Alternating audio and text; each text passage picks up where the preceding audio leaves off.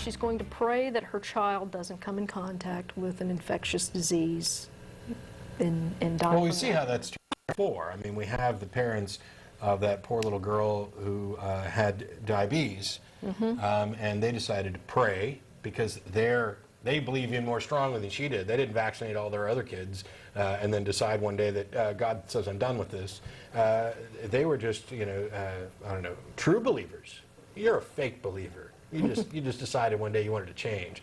They were true believers, and boy, did their kid pay the price for their beliefs and their ignorance. She's dead. They killed her.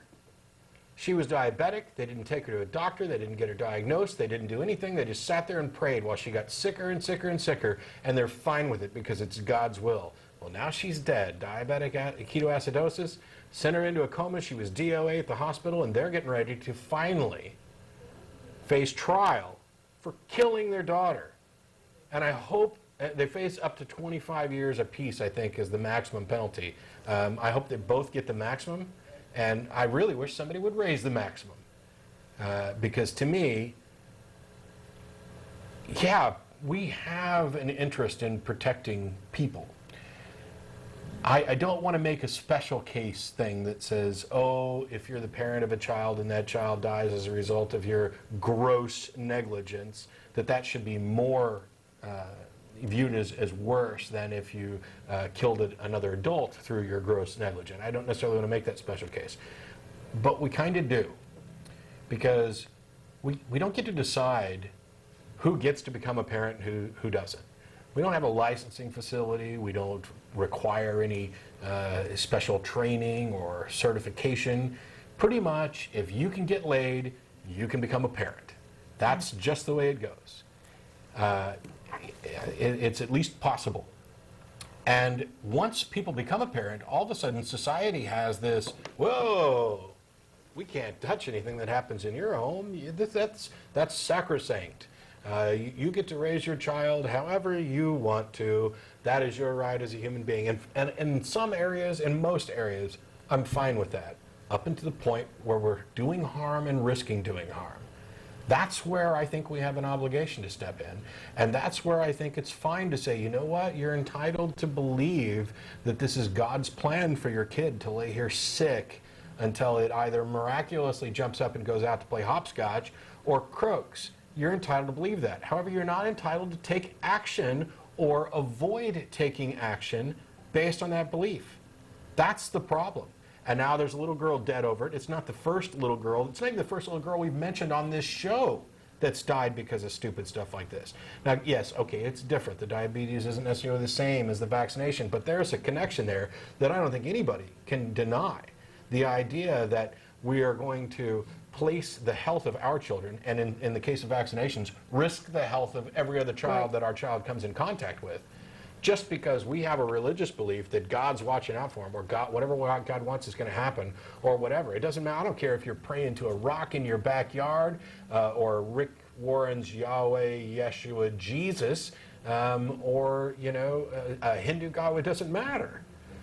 If you can't demonstrate that what you're doing is actually better for the child than secular alternatives, modern medicine, you're corrupt.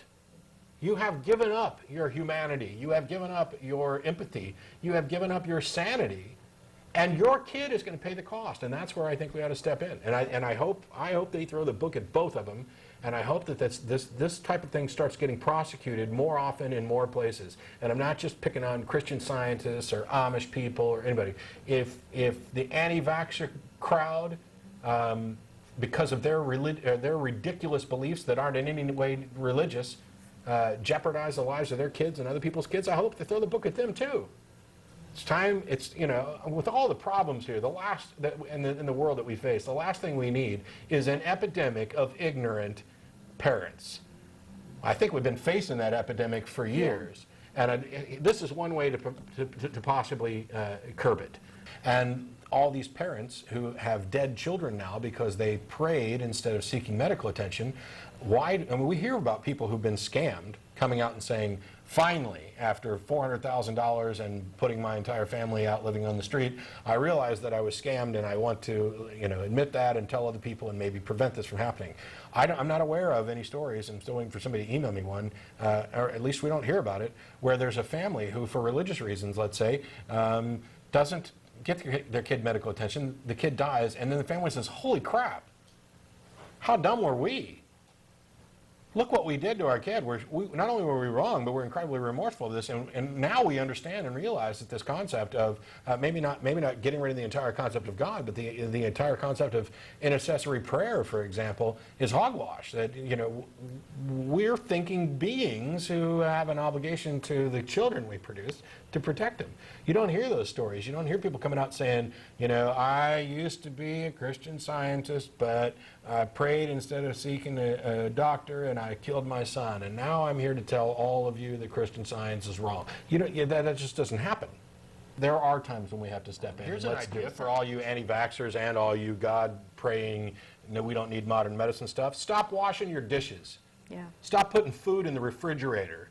If God wants the food to stay good enough for you to eat, He won't let any germs or bacteria get in there that could make your kid sick or your family sick. By not vaccinating your kid, you're doing the exact same thing as not washing your dishes and not putting food in the refrigerator. You hypocritical moron.